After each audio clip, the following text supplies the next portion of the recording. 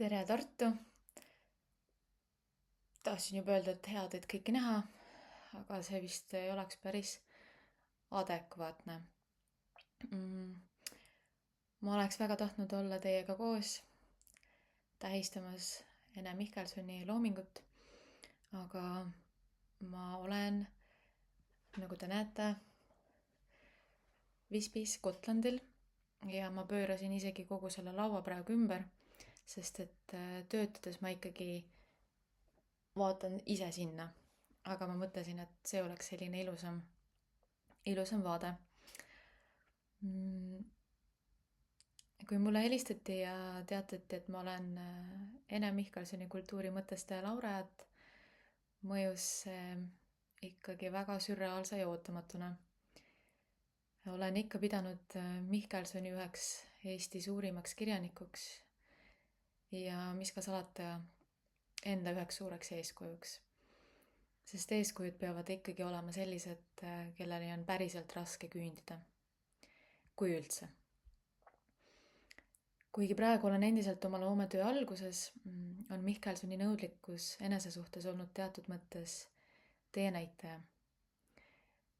Kuidas korraga rääkida keerulistel teemadel? Teha seda empaatiliselt ning samas kohusetundlikult. Ajalugu on keeruline ja meiegi oma Eesti ajaloost kirjutamine ei ole ka teps mitte lihtne. Nii paljudest asjadest kiputakse mitte rääkima, ka meie enese eestlaste valikutest erinevatel rasketel aegadel. Aga Mihkelson ei kartnud vaadata ja uurida inimeseks olemise kõiki tahke, nii häid kui halbu. Inimene ei ole tema teostus kunagi üheplaaniline, vaid meeletult keerukas keerjas olend, kes peab terve elu vältel tegema väga erinevaid ja raskeid otsuseid, mis lõppkokkuvõttes muudavad tihti jäädavalt selle inimese elukäiku. Aga inimene ei ole ainult enda valikute tulem, meenutab Mihkelson. Inimese saatus sõltub alati poliitilistest, ajaloolistest, ideoloogilistest ning ühiskonda parasjagu kirjeldavatest meeleoludest, struktuuridest ja jõujoontest. Ning seal, kus kohtub inimese enda tahe ja tema tegevusi raamiva kontekstiga, ongi Mihkelsoni loomingu kese, selle amalgam. Tsitaat algab. Kunstnik avab pealispinna ja tema järjekindluses, kohustuses kannatada, taluda pinget, mis askeldusisse varjunud inimestel jääb lõpuni tundmata, seisneb tema vastutus ühiskonna ees. Tsitaat lõppeb. Mis on kunstniku vastutus ühiskonna ees? Leian, et see ei tohiks tegelikult erineda kunstniku vastutusest iseenda ja oma lähedaste ees. Jah, kunstnikuna ma vastutan oma ande hoidmise ja kultiveerimise eest, et ma jätkuvalt igapäevaselt harin enda kriitilise mõtlemise põldu. Ma vastutan selle eest, et ma ei kardaks oma loomingus ega ka isiklikus elus, aga kuidas neid saakski lahutada, olla aus nende mõtete lõpuni mõtlemisel, mis on tihti ebamugavad nii mulle endale kui teistele. Jah, ebamugav mõtleja ja ebamugav inimene ma tõesti kipun olema. Seda tihti küll mitte teadlikult ja tahtlikult, aga millegipärast peetakse tihti neid mõtteid, mida mu looming, kriitika või arvamusavaldused endas kätkevad just selleks ebamugavaks. Mulle tundub, et kuigi ma ei saa kohe kindlasti võrrelda enda loomingut Mihkelsoni pärandusega, tema kirjanduslik looming on lihtsalt nii kõva, on mul tunne, et me oleme temaga omamoodi liigimese armastajad.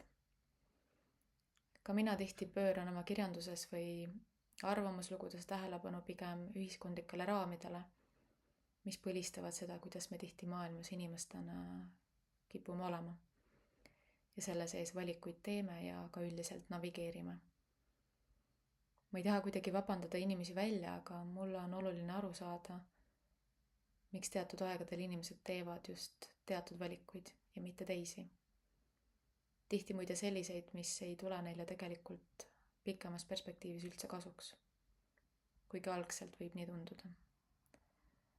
Üks asi, mille peale hiljuti mõelnud olen, mul on tunne, et õiglus on mulle olulisem kui vajadus kuuluda, kui vajadus olla tunnustatud või isegi armastatud. Mul on tunne, et see vajadus kuuluda või kuulumise vajadus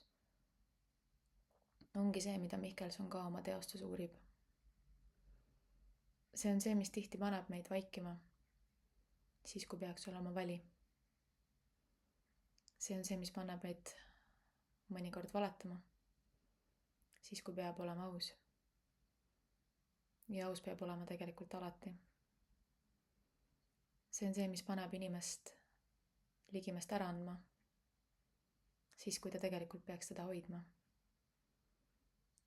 Mihkelson oli peenpsühholoog.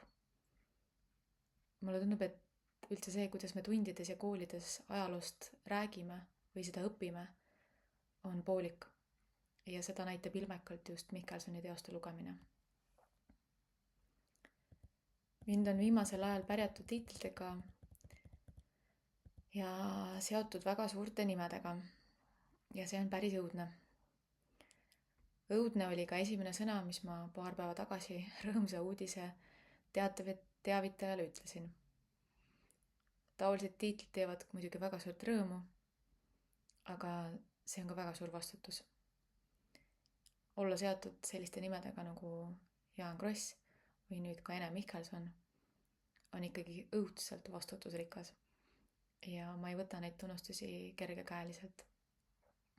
Aga õudne seda eeskätt ikka selle tõttu, et nüüd peab ikkagi saama väga, väga, väga targaks inimeseks ja see on raske.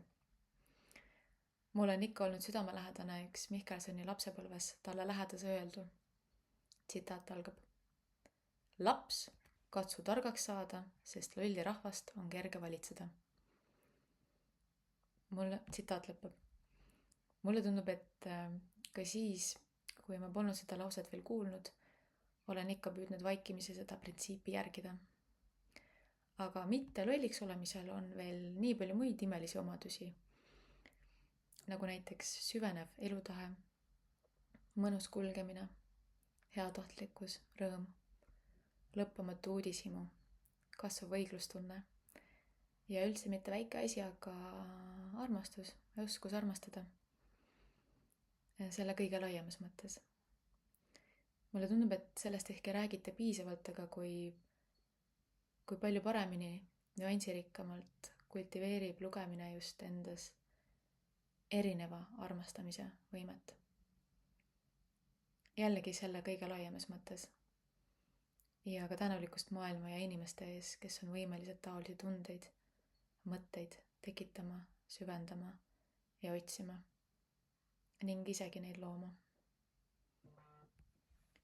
Ma ei taha lõpetada kõikide nende õudsete asjade ja sõdade loetlemisega, mis maailmas parasjagu aset leidmas on. Me kõik teame, mis on toimumas Ukrainas ja Palestiinas. Aga kahjuks oleme tõesti liikumas maailma, mis on mingis mõttes anti Ene Mihkelsonilik. Maailm, mis on äärmiselt kitsas. Lihtsakoeline, kus keeruline mõtlemine jääb aina väiksema rühma privileegiks, kus lihtsad lahendused panevad inimesi valima ohtlikke inimesi end valitsema. Ning küsimus, mida me peaks tegema, et taolise korra juurdumist takistada, on aina rohkem päevakorral, sest ennetamise faas on kahjuks ammu läbi. Üks võimalik vastus sellele võiks olla taoline. Seal, kus sunnitakse vaikima, peab olema vali. Seal, kus sunnitakse valetama või varjama, peab olema aus. Ka siis, kui see on ebamugav või lausa ohtlik. Seal, kus nõutakse ligimese äraandmist, peab olema emalõvi. Vajadus õigluse järele peab olema suurem kui vajadus kuuluvuse või näilise austuse järele. ma arvan, et see on ehk ka võtitaolise maailma või kitsamalt ühiskonna kultiveerimiseks, kus ei pea kartma olla aus. Ei pea kartma millegi lausumist. Ei pea kartma ebamugavaid mõtteid ja ebamugavaid inimesi. See on see, mis Ene Mihkelsoni ja mitte ainult tema loominguline pärand meile siiani õpetab. Ma tänan südamest žüriid selle tunnustuse eest.